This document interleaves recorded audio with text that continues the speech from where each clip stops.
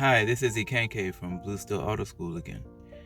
I'm just gonna reiterate some things that I went over during the introduction and maybe add a few nuggets just to help new drivers out. Right? I'm not gonna go in the things that were in the introduction. I'll just refer you to the introduction. I'm not gonna go into extreme detail, but I'll just kind of highlight some things that you should focus on. Both for your road test and just for driving after that, because remember, the road test is just 15 minutes or less. You're gonna be driving for decades, right? So you don't want to just be safe for 15 minutes, right? Anytime you get behind the wheel is potential for a disaster, and safety doesn't come from osmosis. You really have to dedicate yourself to it. You have to know what it means to be safe, and then you have to actually go through the steps and commit yourself to following the steps to be safe. Right? So there are just some things to make it a little easier, and understand that you might get used to your car that you're taking your test in, but then eventually you're going to get your own car. And even after that, maybe you'll get more than one car, or maybe one car will have to go to the shop, or you might have to travel and you rent a car or you drive a friend's car. So there are gonna be little things. There's always like a little getting to know you period when you're transitioning from car to car.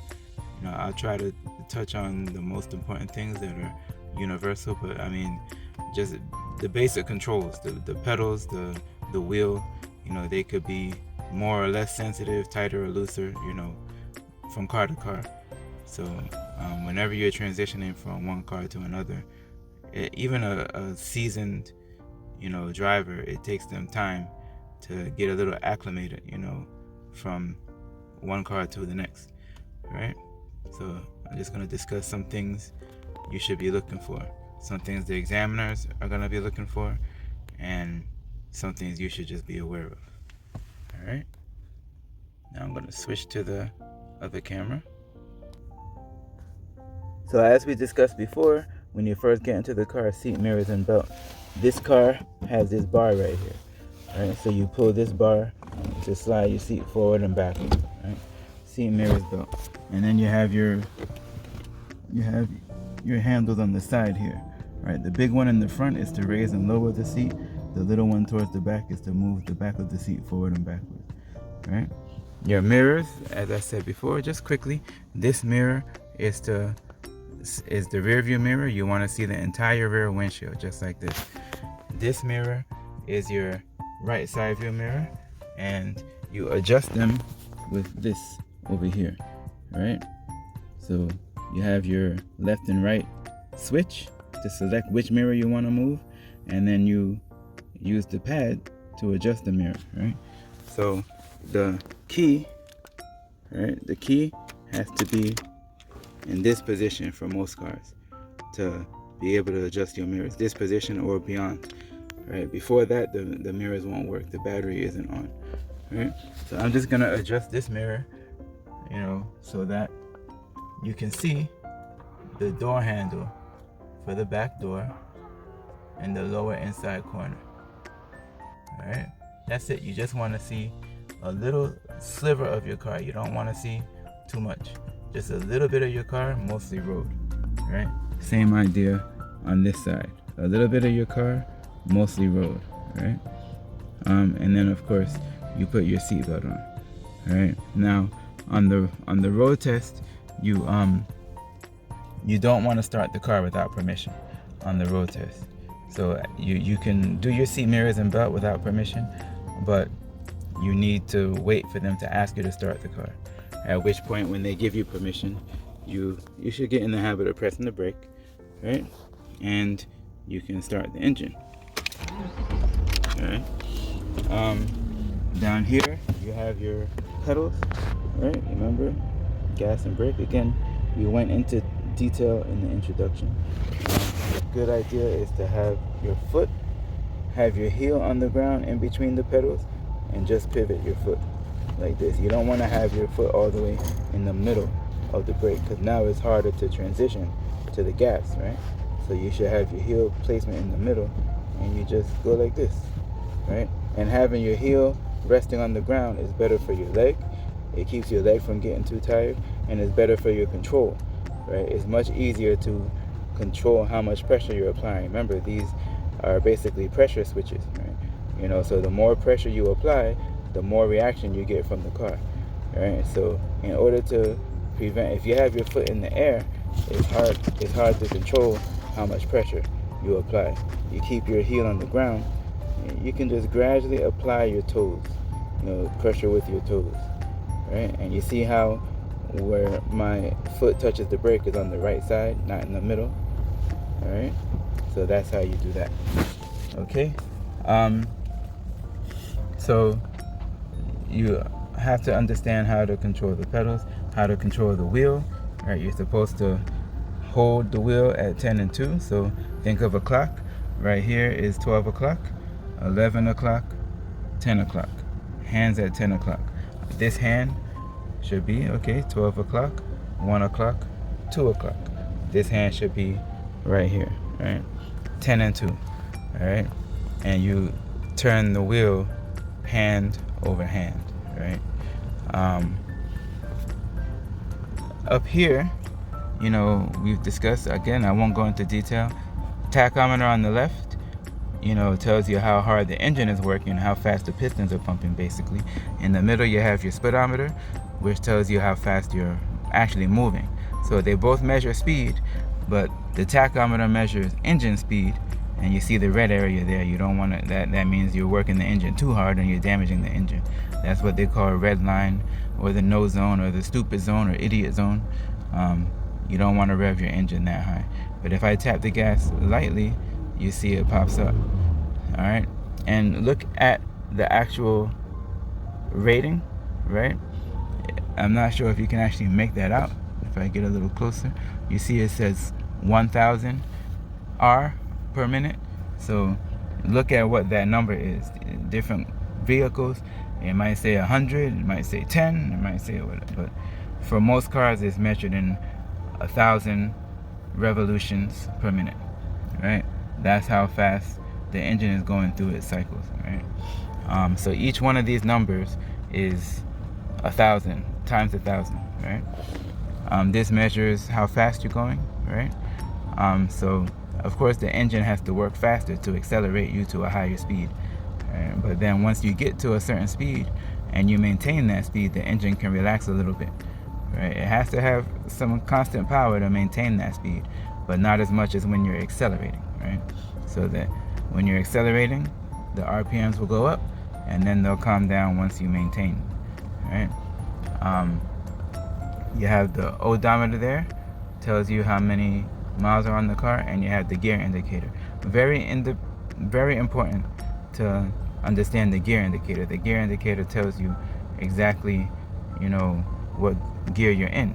So if I change it to drive, that lets me know that I'm in drive. If I put it in reverse, that lets me know I'm in reverse, right? It's very important to know what gear you're in, right? The brake light up there in between means that the parking brake right here, see, this is the parking brake right here, this is active. If you read most manuals for most cars, it'll tell you that park should be supported by a brake, either the foot brake or the parking brake. But now, if I want to move, I put this down, right? You don't want to drive with this on and you notice the brake light is gone, right? But now, since I'm not actually moving right now, I'm gonna bring it back up, right? And when you bring it up, you don't use the button. You press the button to deactivate it, but not to activate it. And then you have the gas gauge. So the needle tells you exactly where you are as far as how much gas you have. Another thing to point out, for some people don't know, if you look closely at the gas tank symbol on the gas gauge, there's an arrow next to it. So that arrow is pointing to the side where your gas tank is. So you don't have to get out and go and check and see, especially if you're driving a car you're not familiar with, which side is the gas tank on? That arrow tells you, all right? So of course you have your gears here. Once you get situated and the examiner says, okay, you can go now, is gear, signal, wheel, right? So you would put the car in drive, and then you would signal. This is the signal here, left, right? And you turn the wheel to the left so you can leave the curb, usually one turn, and then you check your mirror and you check your blind spot, right? So the mirror by itself is not enough. You check your blind spot. Gear, signal, wheel, mirror, and then you would signal. This is the signal here, left, right? And you turn the wheel to the left so you can leave the curb, usually one turn, and then you check your mirror and you check your blind spot, right? So the mirror by itself is not enough. You check your blind spot. Gear, signal, wheel, mirror, shoulder, all right? Again, a lot of this was touched on in the introduction. I won't go into too much detail. Understand this is the hazards. When you see this triangle here, that's your hazard lights, right? This is the climate control system, right? So you have, this is face here, this is floor, this is defrost. Defrost is for your windshield, right? Then you have face and floor, and then you have defrost and floor, so you can split the air, right? But the air is more powerful in one direction. If you split it, then there's less air in each direction. This is the intensity of your fan. I mean, this is just like a regular fan in the house, right? The higher you turn it, the stronger it blows, right? And this is your temperature, right? So you see, it's October now, it's warm. I mean, I need it warm in the car. It's cool, it's getting cool now. So I put it on the warm side, right? When it's spring, summer months, I might turn it on the cool side, right? For your AC, you will want to put it on face, right? You want to put it on face only for AC, and then you press the AC button, and then on top of that, you press the recyclic button. So this recycles the air through filters in the car, and it makes the AC, work less, right? It's easier for it to keep the cool air cool instead of constantly trying to cool down new hot fresh air, right? So you use both of these for your max AC, right? And keep this down. This should be down to cold. This is your defrost for the back windshield. The rear windshield has wires, which we discussed. So you that sends electricity through those wires. And then just overall, when you're driving, just make sure you're attentive. You have to understand your right-of-way rules, know when you're supposed to go, when you're not supposed to go. Don't do the opposite. When you're supposed to go, 9 times out of 10, go. When you're not supposed to go, you wait, right? If you do the opposite, that causes problems, right? So, check your mirrors, check your blind spots, and make sure you're paying attention to everything in your surroundings, right?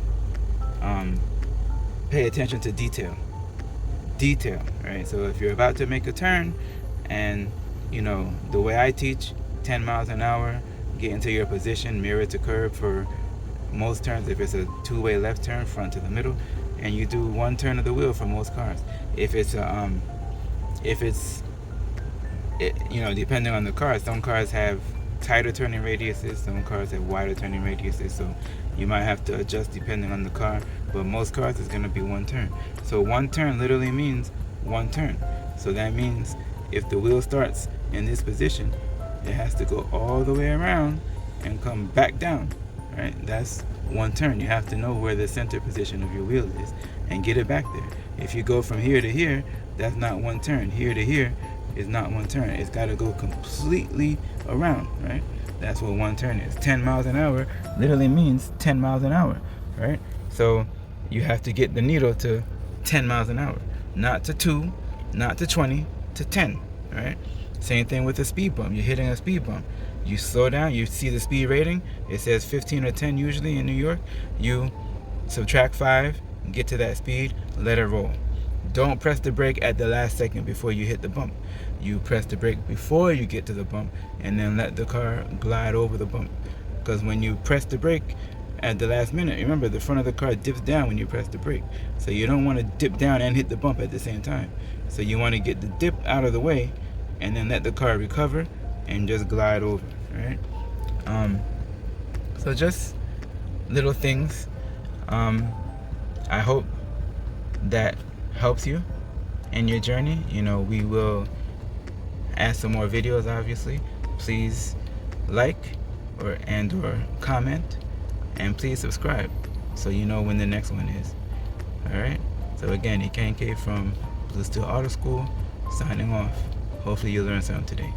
Take care.